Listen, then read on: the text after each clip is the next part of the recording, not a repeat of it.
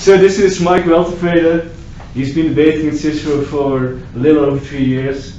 He's had 3 breaks as far as I know. He broke as a novice at Weltevrede. He broke as a judge at Maastricht. He also broke as a judge at Oxford. And I broke as a judge at, Bonaparte and stuff like that. So. He broke at other places as well. He's also the vice chair of Cicero, and he's the coordinator of the Dutch debating winter school. So, he probably has nice stuff to say, so I'll let him do that. Yay! It's going to be exciting doing it with so many people. No?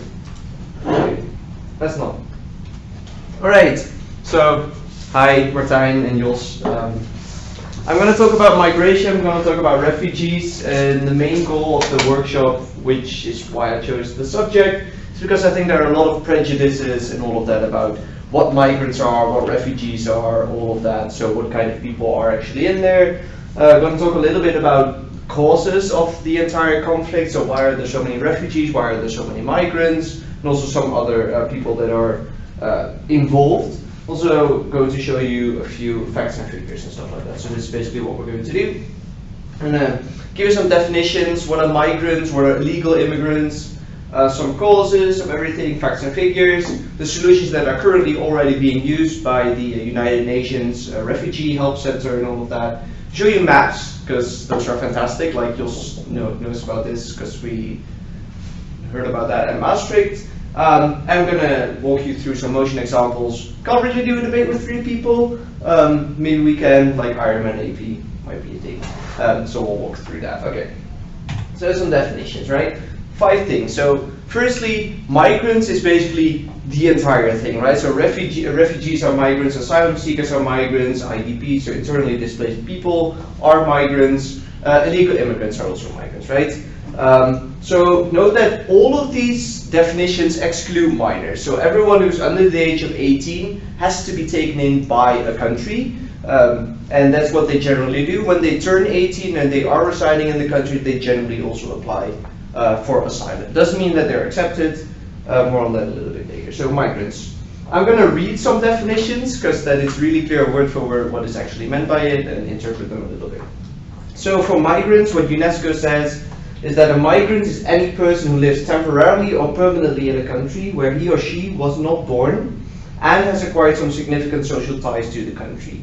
So that doesn't mean that the person is just, walking around the Netherlands and doesn't have any ties. It means that they're probably running there to seek asylum because of some reason, because the Netherlands, for example, is safe, or that they're actually living here, they're being integrated, they have some family living here, etc., right? So what this generally regards is people that have left their country for over 1 year. Of course, people that have left their country for a half year could be considered migrants, but officially, generally people who've left their home country for over 1 year. Then refugees. Going to read another long definition again from the United Nations. Someone who has been forced to flee their country because of persecution, war, or violence. A refugee has a well-founded fear of persecution for reasons of race, religion, nationality, political opinion, or membership in a particular social group. Most likely, they cannot return home or are afraid to do so. War and ethnic, tribal, or religious violence are leading causes of refugees fleeing their countries. So, what you should notice is that general violence, just such as a general war, is not a reason for a refugee to be accepted in the first place. What refugees need to do is they need to prove to the country they are seeking asylum in that they are individually targeted, or at least that, for example, their race is targeted, and all of that, not that just a war is going on in Syria, for example, right? For example, that the Shia Muslims are attacking the Sunni Muslims, and then the Sunni Muslims should show, okay, well, we are being targeted as a religion and all of that. Now then, asylum seekers are basically refugees who have not been accepted yet, so their status is still pending, right? They go to the Netherlands and they're saying, hey, can you take me in for asylum? And we don't really know what happens then. When you become a refugee, what you gain is 2 things. You receive legal protection, which means that, well, just protection from under a legal system, and also you receive material assistance so that you can fulfill your basic needs and all of that. Those are the basic things that a refugee kind of gets. Then IDPs, so internally displaced people, persons, those are a very important group, I feel, which generally don't get they don't really get discussed. So from the UN again, which is a person who has been forced to flee their home for the same reason as a refugee, but remains in their own country and has not crossed an international border. Unlike refugees, IDPs are not protected by international law or eligible to receive many types of aid. As the nature of war has changed in the last few decades, with more and more internal conflicts replacing wars among countries, the number of IDPs has increased significantly. This can also happen by a natural disaster. So for example, let's say that the hurricane of Katrina ran across New Orleans, stuff like that. Those people no longer have a home, but they're still in the US. Those people are IDPs, for example. But also, talking about that a little bit later as well, people in Syria, for example, whose houses have been destroyed and still reside in Syria, those people are IDPs. Okay, so also know that this is a non-voluntary movement, right? People are not choosing, of course, for their homes to be destroyed. Okay, cool. So illegal immigrants, this is what people generally throw around, that they are illegal immigrants, but what it generally concerns, or what the more politically correct term is irregular migration. So, last definition. It's a really vague definition on the UN and all of that. They don't really have a definition, so I took this from Wikipedia. Okay.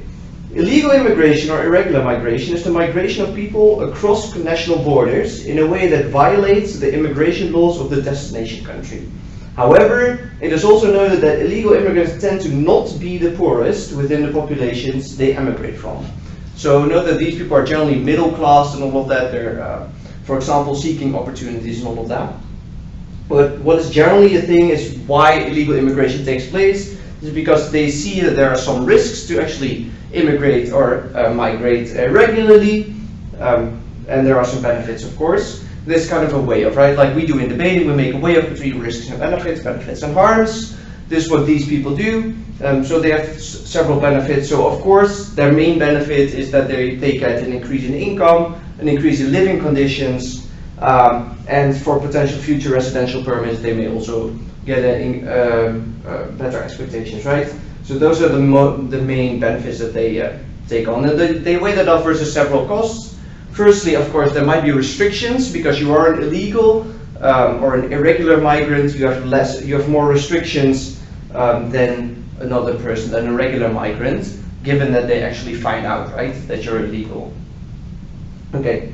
Of course, they still have to leave their family and all of that behind. That's what every migrant or immigrant, of course, faces. This is one of the costs that they take. They might also be disdained, so they might be bullied and all of that by the native-born residents.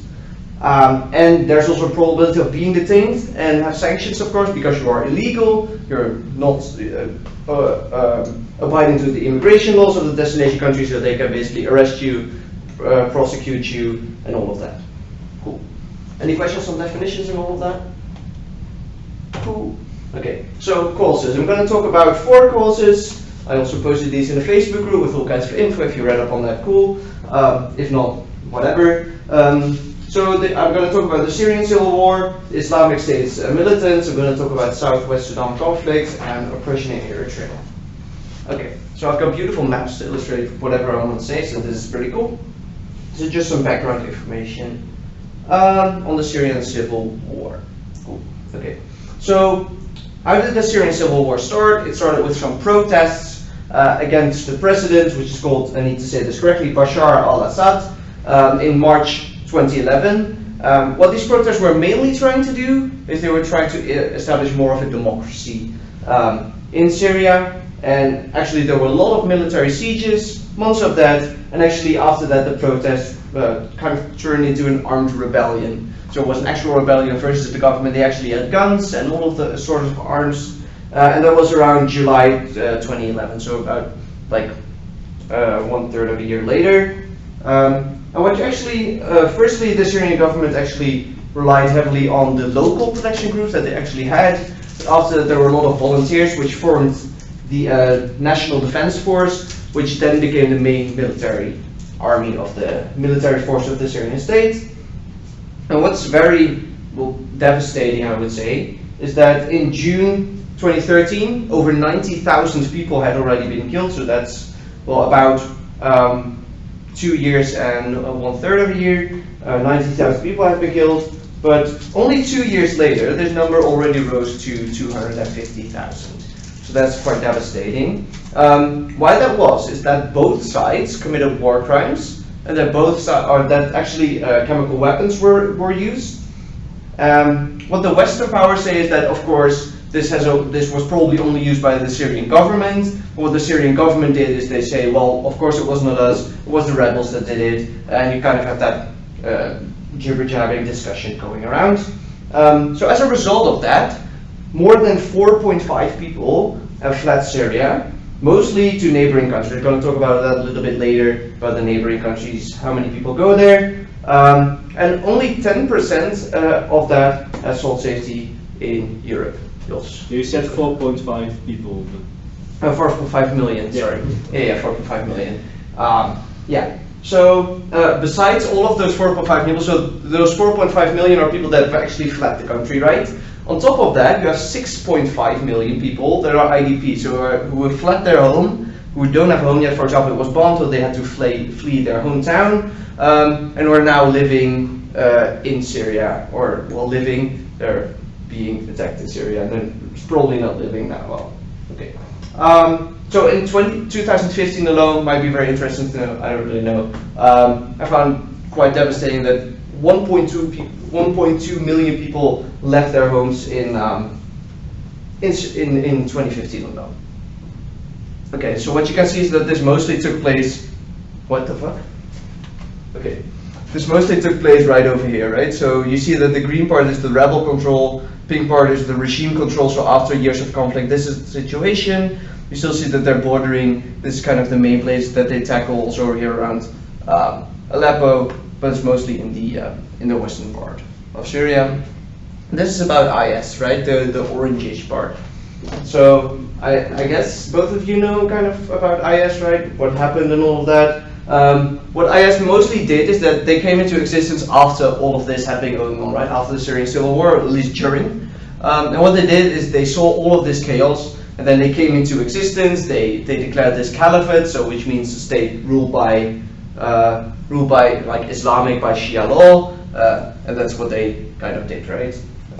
So not really that interesting. Just saying that because of the Syrian Civil War, IS saw an opportunity to actually come into existence and be very harmful to the people. Cool. Okay. Third thing, South and West Sudan conflicts, and this is mostly about three things. So there's a lot of ethnic groups within Sudan, and they've been fighting over a lot. But mostly it was land rights. So you can see that, for example, in the south right here in Abyei, that's a disputed area. Let's say, well, what does it actually belong to whom, to what tribe, to what group, and all of that. Well, generally a misconception is that religion is a factor. Sometimes it is, especially in more the Middle Eastern countries, but in Sudan it's not, because basically everyone in Sudan is Muslim. And you do have, of course, the Sunni and the Shia going on there. There's not Christian versus Muslim, and all of that. Okay, right. Okay, here. Okay, but what you do see is that there are Arab people and African people living in Sudan, right? Well, that's generally between which two groups it was clashing. And a lot of African groups actually felt that the government was taking the sides of the Arab people. This is specifically why the African people were actually going into a rebellion versus to the government. Okay. So the rebel movement has been going on for a long time in Sudan. What's been pointed out as the main kind of the origin of the whole thing was 2003, where rebels actually struck the airport of the capital of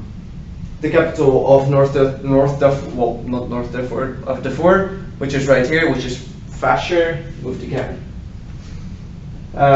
And what the rebels did is they destroyed 7 planes, which might not seem that bad, but they're pretty big planes. They also captured the head of the Air Force right there. So they kind of put a thorn in the heart of the government right there. What the Sudanese government then did is they relied on air power not only, but something which is called the Janjaweed, which is an Arab militia. And well, that's what they did. They responded to that. All kinds of conflicts arose. Well, they see if that. So there are 3 African tribes which are going on. You need to look at them to pronounce them clearly. You've got the Fur, the Sagawa, and the Masalit, and their villages, which are the African groups then, right? The government was taking the sides of the Arabs, who actually bombed, they were burned, civilians were killed, and the women were raped. So that was kind of a clear indication for those African tribes to actually see, well, the government is not with us, or at least rebels around the Arabs are being favored and all of that. Right, so this generally takes place somewhere around here, right? So the west and the south. Cool. Any questions? Let's move on to the last one, oppression in Eritrea. I don't really need the map, but it's nice to see, right? You can see that Sudan is, for example, here, so it's kind of concentrated in that area. And I'm going to read something again, which is a piece of a report from the UN. And they also interviewed, well, let's say, an Eritrean interrogator about what went on in Eritrea. What you need to know that Eritrea is sometimes called the North Korea of Africa, so they don't have that many rights. They don't let media in. They once let media in, like the BBC, somewhere around 7 or 10 years ago, but that was the only thing, basically. So let's just read this. So systematic, widespread, and gross human rights violations have been and are committed under the authority of the government. Most commonly, people flee for the national service. On paper, Eritreans are only legally forced to join the military for 18 months. In reality, people are indefinitely enrolled in the military, where conscripts are used as forced labor. Extrajudicial killings, torture, and forced disappearances and arbitrary arrests all take place. So basically, there's not that much freedom. They're saying that you have a lot of freedom, you only need to go into the army for 18 months, but actually, you're in there quite indefinitely. And what the interrogator then said.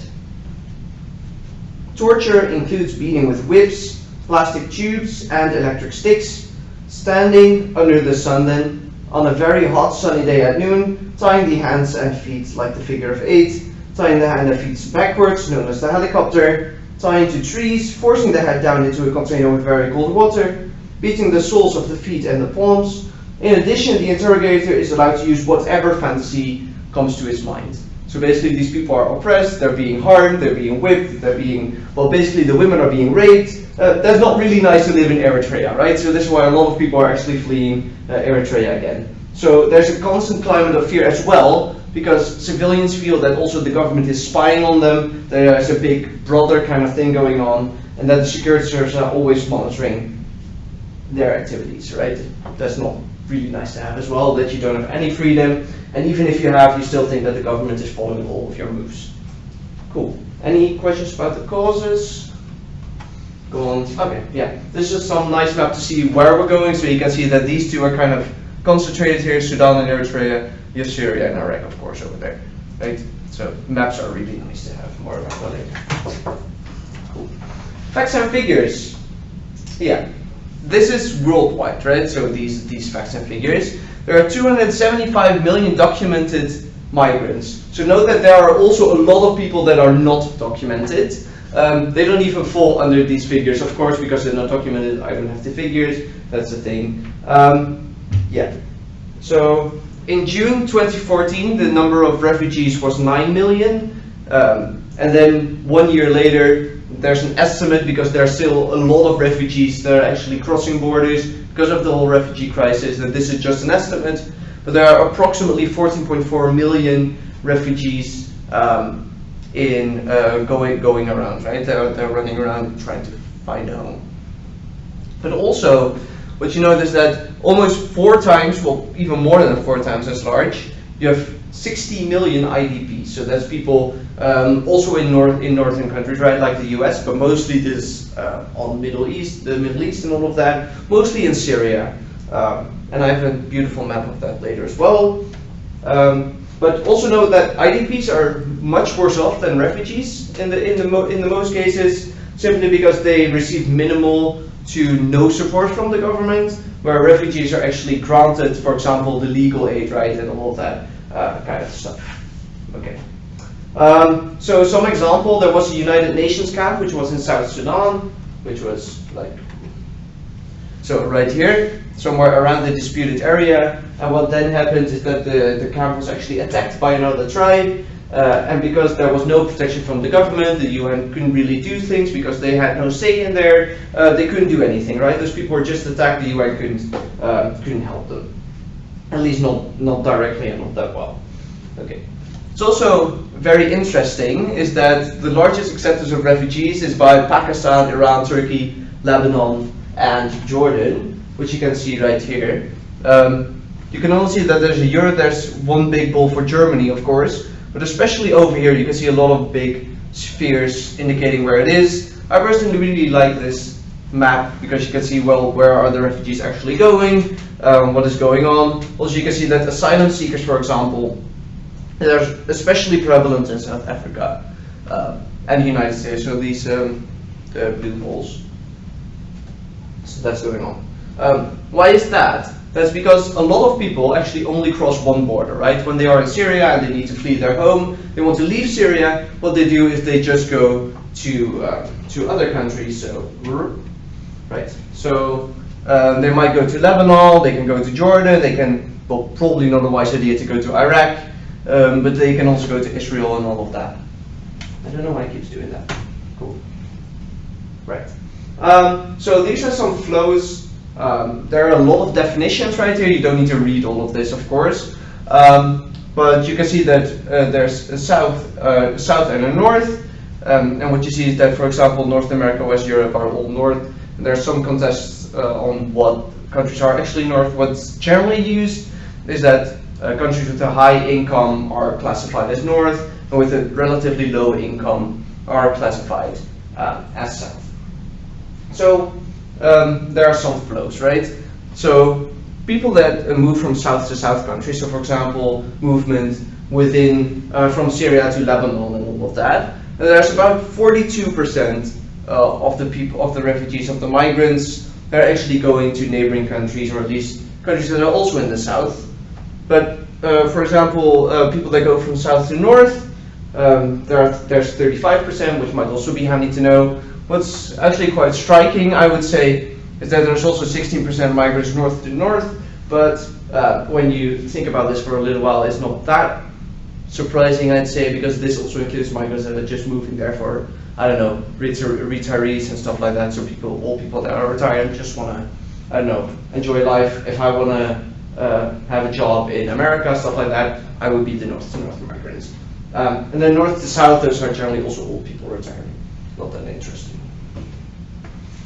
What is interesting, that, by the way, almost forgot that, is that there are different groups that that cross certain borders, right? So for the south to north movement, you see that those are generally men who are 24 years old or younger, and generally that is also because of the whole criterion, because of people being accepted when they're not 18 years old. And for the north to north movement, you see, because of emancipation and all of that, those are generally independent women that are moving to get a job and all of that. Cool. Right. So I'm not going to talk about brain drain a lot, because a lot of people make the argument. It's often quite irrelevant, right? I generally did that, then I read into it. Probably not going to make brain drain arguments anymore. What you need is that for a brain drain argument to work, you need a country that has quite a low level of intellectuals. So with intellectuals, I mean people that have a tertiary education. So for example, a university degree, college degree, University of Applied Sciences degree, and all of that. What you also need is that there's a huge gap between education opportunities. So that means that if you finish your education, you've got your degree, there's not that many opportunities for you to actually go to. So as a university graduate, you can't get a job in, I don't know, like Syria or Morocco or all of that. Then you'll move somewhere else where you do have an opportunity. Those are the things. I'll post some notes online later, where I actually have some websites that you can check out if you want to read into it. Those are kind of cool. Okay, education, which is also quite interesting, I'd say. So classifying it in three kind of groups. So firstly, you have low-skilled people who have primary education or no education at all. You have intermediately skilled people who have a secondary education, so high school. And you have people that have tertiary education, so they went to university or college. but it actually runs down, which is quite obvious. 44% of the migrants are low skilled. This includes, of course, north to north migrants. So also people that move from the Netherlands to Germany, those kind of things. But generally, those will only be like 3% of the group. Still, there will be about 40% of the migrants that are actually low skilled. Then 33% of migrants are intermediately skilled. Not that interesting, quite. But 23 of migrants are highly skilled. And here you see that there's also, again, 3% probably from south to south movement, right? Or at least people that come from southern countries. So again, 20% will be people from northern countries. Cool. Yeah. Questions, facts and figures? Not really much to know, okay. Durable solutions. What the United Nations and their commissions do at this point are three things: doing voluntary repatriation, doing local integration, and third country resettlement. Yeah, okay. So, voluntary repatriation, what that generally does is that if you are, for example, you're a refugee, you're living in the Netherlands, and you want to return home. That's what they're trying to do then. They're talking with the country where you come from, try to see if they can actually make you return to your home. And of course, the country of origin completely needs to be okay with this. And needs to commit to help to reintegrate. And what they do, let me just read it and quote it. What they do, they promote enabling conditions for voluntary repatriation, assuring the exercise of a free and informed choice and mobilization of support for returnees.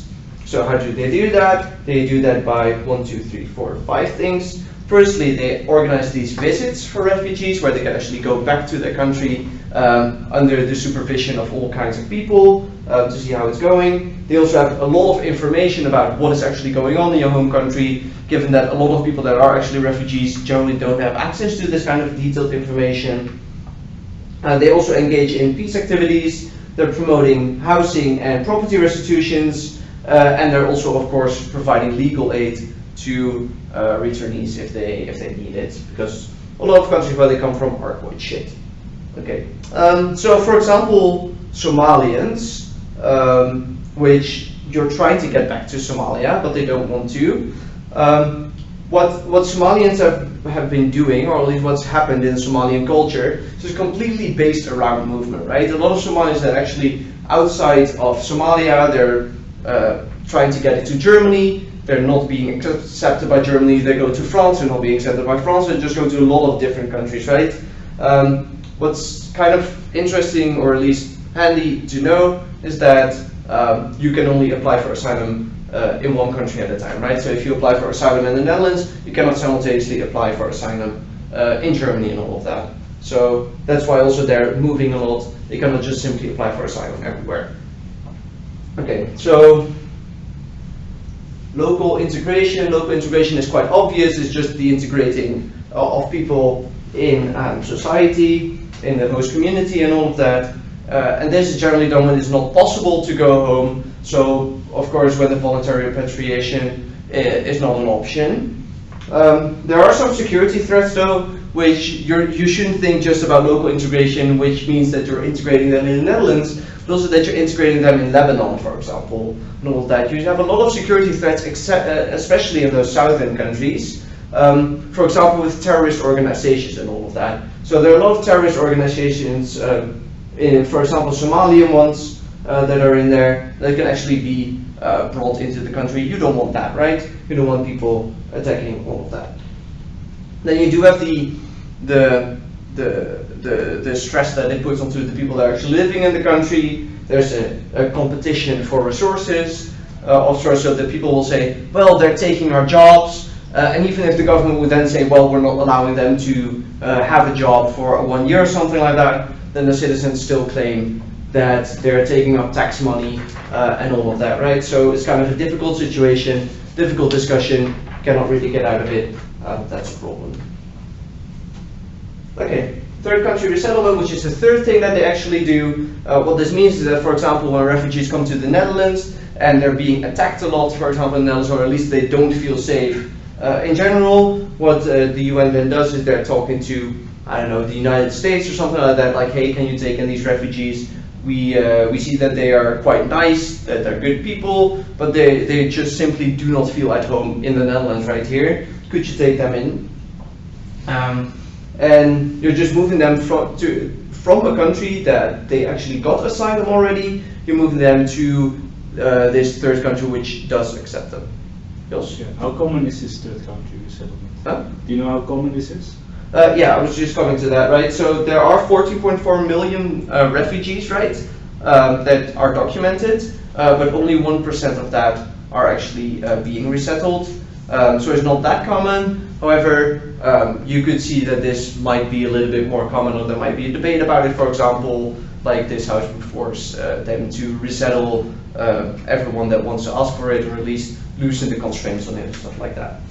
Right, so they still, there's the top 1, 2, 3, 4 countries, or at least 3 countries, and then the Nordic countries, which you also have, is that the United States takes in the most of these refugees, right? The United States generally says to the UN, well, just give them to us, we'll be good to them. Besides that, you have Australia and Canada, so 3 relatively large nations, and also the Nordic countries are kind of accepting of them. What they do offer extra, right here, is even more integration services, so language services, cultural information and all of that. They also do that with local integration, but they do that, I don't know why, they didn't specify. You can just say, well, for example, you've been living in a country already, in the Netherlands, integrate a little bit, you kind of want to go somewhere else, you need to learn a way different country, more effort probably needs to be going in there, because there's even more of a hassle for you, kind of want to get all of that. And of course, the resettlement states also give them legal protection, physical protection, everything that a refugee would generally get. Yeah, cool. Any questions about the current solutions? Yeah, then temporary solutions, what you see right here. This is a camp in, let me just check it real quickly. It's in Kenya. It's called the Dadaab, so D-A-D-A-B. And it's the largest refugee camp in the world. It was intended for 90,000 people, but right now it houses over 400,000 refugees. So you can see that basically everything right here is the refugee camp. And what you also see with these people is that there's a lot of abuse going on. For example, there's a lot of people that are working there, or at least people that are trying to help them. What they're saying is that, no, you cannot get food unless you do some favor for me. It can be sexual, it cannot be sexual. It can also be like, hey, you should, I don't know, wash my clothes or something like that, but usually it's a sexual favor that they have to do. They're unable to integrate as well. They cannot learn the language simply because they have no connection to the outer world. They only have a connection to each other. And that's basically pure shit for them. On top of that, talking about shit also, because health conditions are quite bad over there. There are still Doctors Without Borders going along, but they're not there that often. Diarrhea, for example, is still a really rampant condition going on there. Yeah, and of course this is a more blown up version of the refugee camps that we see, for example, in Europe. But you see that these kind of temporary solutions are also going on. And we all kind of know what refugee camps in Eastern or in Western countries look like. Cool, maps, okay. So the best help you will ever get in IR migration motions. It's just pretty cool to have maps with you at all times, just to see whether some things that people are saying are actually true or not, or whether something is going on. So I've got 3 maps. So this one was also shown by the guy in Maastricht, for example. So there are 2 routes that are basically used by Syrian refugees. So you have this one, where they come from Greece, which means that they will go this way, and they come from Spain, which means they'll go via Gibraltar, and all of that. Note that if they come from this way, for example, they don't have to cross any water, right? They can just still go this way. But it's generally the people that want to cross the Mediterranean, right over there. So just interpret it as you want. That's mostly about the main routes that they're actually using to get there. Kind of weird to say is that a lot of people from Syria actually go there. It's probably because they were forced to flee this way, move their way, follow their family and all of that. Alright, so Syrian IDPs, this is what I was talking about. You see that there are 7.6 million estimated right here in 2015. Yeah, and you can also see that there are a lot of Syrian refugees going along across the borders. Of course, in Iraq, because IS is also active there, not a lot of people go there. But especially if you look at Turkey, go over. If you look at Turkey with almost 2 million, Lebanon just over 1 million people going on there, and also Jordan, a little over 500,000 people. A lot of Syrian refugees actually do not leave the dignity of where they come from. Right, and this is just, I don't know, a handy kind of chart to disprove some arguments. What a lot of people say is, well, for example, Hungary, you don't really have a lot of, you don't really take in a lot of people. I don't know, they generally don't do that, but you also see that there are a lot of people that actually apply for asylum in Hungary, but also that they just go, I don't know how we should there, by the way, that they also just simply go on to Germany, right? There's twice the amount of people that are applying, even more than that. Yeah, handy to know. Probably already know that, at least then you have the information at hand. Cool. Any other questions? And otherwise we'll just talk about motions and all of that. So I've got 3 motions. So before we go into them, there are some few things that you need to note. So firstly, again, the undocumented migrants, take into account that those are also there, that's not even counted, so there's still a lot of migrants going on. Also watch the wording in the motion, which is quite specific sometimes. Sometimes it's about migrants, sometimes it's about refugees, and generally there are differences in there. Also about illegal immigrants, what are those specifically, and all of that. And also, when you're talking about saving the most people, or at least caring for the most people, do not think simply about refugees, but IDPs are a very important group in here, also because they have no protection or minimal protection from the government, and therefore, if we need to do something, we'll probably save them even more. Cool. Just going to ask you to kind of see what might be the main points in these motions. This house would remove the distinction between economic migrants and refugees. So, what is currently the distinction between economic migrants and refugees? Oh, yeah, Jos? Okay. So, refugees are people that are trying to get in on the basis of those asylum grounds, like I'm fleeing because I'm discriminated against, because I'm hurt for my sexuality, something like that. And economic migrants are people that are saying, I want to move to a different country because they have better economic circumstances, and give me a job and I'll be better off, and maybe I'll make you better off because I have skills and stuff.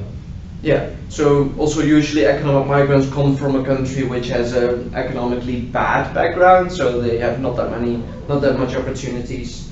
Right there, basically what this motion wants you to argue is to argue that both of these conditions, so because of the economic turmoil in the country, or because of maybe the offenses that are committed against you, those kind of conditions are equal, right? Or at least they're just as serious, and all of that. So, for example, refugees are accepted generally more quickly than economic migrants, because economic migrants, they take our jobs and all of that, and refugees are in genuine need of help. That's the misconception that people generally have. So basically, we should accept them at the same level. Maybe we should accept refugees a little bit less, maybe economic migrants a little bit more, right? Any additions or something like that? Cool. This house believes that it is legitimate for states to deny residence or asylum to immigrants who are openly contradict their predominant values. Yeah, so most important group besides refugees?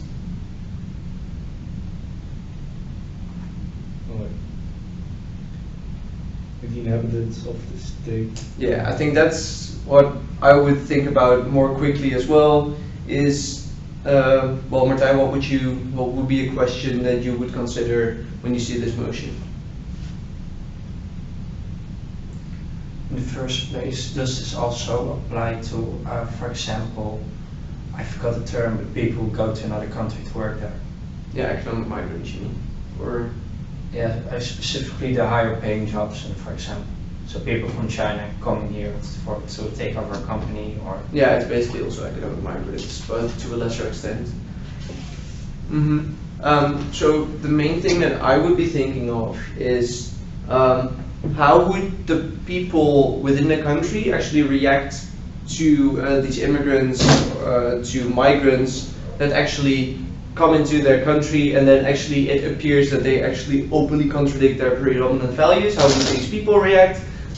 Also, of course, a second thing that you might think about is, well, refugees might not know that this culture is dominant in the country that they're going to. So how will they actually live in the country? Will they be able to live? How will their lives go? And all of that.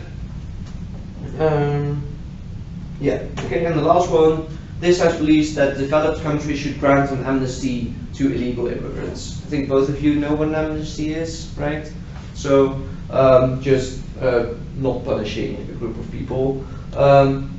So what would you guys think about it? Well, that's like both a moral and a practical side to that. Like on a moral level, you can say the same thing as you said in the first motion, that there's no real distinction between being somewhere for economic reasons or being there for other reasons.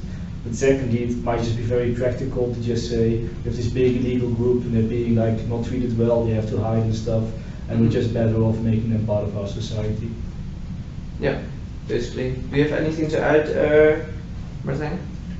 wouldn't you just argue that it's those people are being forced to either break a law in their own country, or being prosecuted in their own country, or going here and they're breaking a law because they aren't accepted, for example, here? Yeah, you could draw that line too.